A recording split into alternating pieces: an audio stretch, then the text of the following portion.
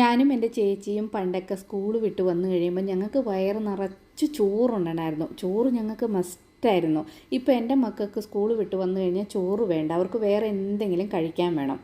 സാധാരണ രാവിലെ ഇഡ്ഡലി, നീരുദോശ അല്ലെങ്കിൽ ദോശ, ഉണ്ടയൊക്കെ ഉണ്ടാക്കിയെങ്കിൽ ഒന്നെങ്കിൽ അത് എടുത്ത് വെച്ചിട്ട് വൈകുന്നേരം വരുമ്പോൾ ചൂടാക്കി കൊടുക്കും, ഇല്ലെങ്കിൽ മാവ് എടുത്ത് വെച്ചിട്ട് കുട്ടികൾ സ്കൂളിൽ നിന്ന് വരാൻ നേരത്ത് അത് ദോശ ഇഡ്ഡലിയൊക്കെ ചുട്ട് കൊടുക്കാറാണ് പതിവ്. ഇന്ന് അങ്ങനെയൊന്നുമില്ല. അപ്പം നാട്ടിൽ നിന്ന് കൊണ്ടുവന്ന് കുറച്ച് ഏത്തപ്പഴം ഇരിപ്പുണ്ടായിരുന്നു. 2 ഏത്തപ്പഴം എടുത്തിട്ട് അതിന് തൊലിയൊക്കെ കളഞ്ഞിട്ട് ഒരു പഴത്തിനെ 4 പീസായിട്ട് ഇതുപോലെ കട്ട് ചെയ്ത് എടുത്തിട്ടുണ്ട്. ഇനി ഇത് നമുക്ക് മാറ്റി വെച്ചിട്ട് ഇതിനുള്ള മാവ് തയ്യാറാക്കാം.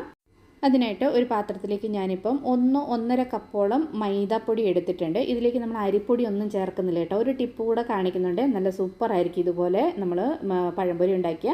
ഇനി ഇതിലേക്ക് കുറച്ച് മഞ്ഞളിൻ്റെ പൊടി, നല്ലൊരു കളർ കിട്ടാനായിട്ട് കുറച്ച് മഞ്ഞൾപ്പൊടി മതി, 1 സ്പൂണ് പഞ്ചസാര, കുറച്ച് മധുരത്തിന് വേണ്ടിയിട്ട്. ഇനി ഒരു ഇച്ചിരി ഉപ്പ് ഒരു ഇച്ചിരി മതി. നമ്മൾ കുറച്ച് പഞ്ചസാരയും പഴത്തിന് ഇച്ചിരി മധുരമാണ്, കുറച്ച് ഉപ്പും കൂടി ഇട്ട് കൊടുത്തിട്ടുണ്ട്. ഇനി നമ്മൾ ഇതിലേക്ക് ചേർക്കുന്നത് കുറച്ച് ദോശമാവാണ്. അപ്പം ഇന്നലെ ദോശ ഉണ്ടാക്കി ബാക്കിയിരുന്ന കുറച്ച് ദോശമാവ് ഇരിപ്പുണ്ട്. അതിന്ന് 2 സ്പൂണ് ദോശമാവ് ഞാൻ ഇതിലേക്ക് ചേർത്ത് കൊടുക്കുന്നുണ്ട്. ഇതുപോലെ ദോശമാവ് ചേർത്ത് കഴിഞ്ഞ് നമ്മൾ അരിപ്പൊടിയും ചേർക്കേണ്ട, സോഡാപ്പൊടി ഒന്നും ചേർക്കേണ്ട, പഴംപൊരി നല്ല സൂപ്പറായിട്ട് വരും കേട്ടോ. അതുപോലെ നമ്മൾ സോഡാപ്പൊടിക്ക് പകരമായിട്ട് നമ്മുടെ കയ്യിൽ ഇച്ചിരി മാവ് ഇരിപ്പുണ്ടെങ്കിൽ 1-2 സ്പൂണ് മാവ് ചേർത്ത് കൊടുത്താൽ മതി. ഏത് പലഹാരം ഉണ്ടാക്കാൻ നേരത്തും സൂപ്പറായിരിക്കും. ഇനി ഇതിലേക്ക് നമുക്ക് കുറേശ്ശെ വെള്ളം ഒഴിച്ചിട്ട് നന്നായിട്ടൊന്ന് ഇതുപോലെ മിക്സ് ചെയ്തെടുക്കാം.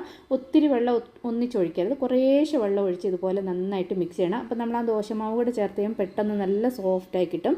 ഇനി ഇതിലേക്ക് നമുക്ക് കുറച്ച് ജീരകം കൂടെ ഇട്ട് കൊടുത്തിട്ട് നന്നായിട്ട് ഒന്നുകൂടെ ഒന്ന് മിക്സ് ചെയ്യാം. മിക്സ് ചെയ്ത് നമ്മുടെ ഈ പഴംപൊരിയുടെയൊക്കെ ബാറ്റർ അറിയാമല്ലോ നമുക്ക്, ഈ ഒരു കൺസിസ്റ്റൻസിലുണ്ടാണ് നമ്മുടെ പഴമൊക്കെ നന്നായിട്ട് അതിൽ കോട്ടാവണം. അല്ലെങ്കിൽ കോട്ട് വിട്ടു പോയി കഴിഞ്ഞാൽ പഴമല്ല, അത് എണ്ണയൊക്കെ അധികം കുടിച്ചു പോകും. ഇനി നമ്മൾ കട്ട് ചെയ്ത് വെച്ചിരിക്കുന്ന ആ പഴം ഇതിലേക്ക് ഈ മാവിലേക്ക് ഇട്ടിട്ട് ഇതുപോലെ ഒന്ന് മുക്കി നമുക്ക് മാവിൽ ഒരു 5 മിനിറ്റ് ഇങ്ങനെ വെക്കാം. അപ്പോൾ ഒന്നുകൂടെ നന്നായിട്ട് ആ പഴത്തിലേക്ക് ഈ മാവൊക്കെ പിടിക്കും.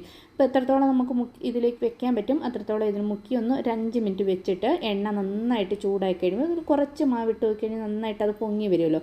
ഇനി നമ്മൾ മാവിൽ നിന്ന് എടുത്തിട്ട് നമ്മുടെ പഴംപൊരി അതിലേക്ക് എണ്ണയിലേക്ക് ഇട്ട് കൊടുത്ത് 2 സൈഡും നന്നായിട്ടൊന്ന് വറുത്തെടുത്താൽ മതി. നല്ല സൂപ്പറായിട്ടുള്ള പഴംപൊരിയാണ്. ഇതിനകത്ത് നമ്മൾ അരിപ്പൊടി ഒന്നും ചേർക്കേണ്ട, നമ്മൾ ആ ദോശമാവ് ചേർത്ത് കാരണം അത് അരിയുടെ ഒരു കുറച്ച് ക്രിസ്പിനെസ്സും ഉണ്ടാവും, പിന്നെ അതുപോലെ നല്ല സോഫ്റ്റും ആയിരിക്കും കേട്ടോ.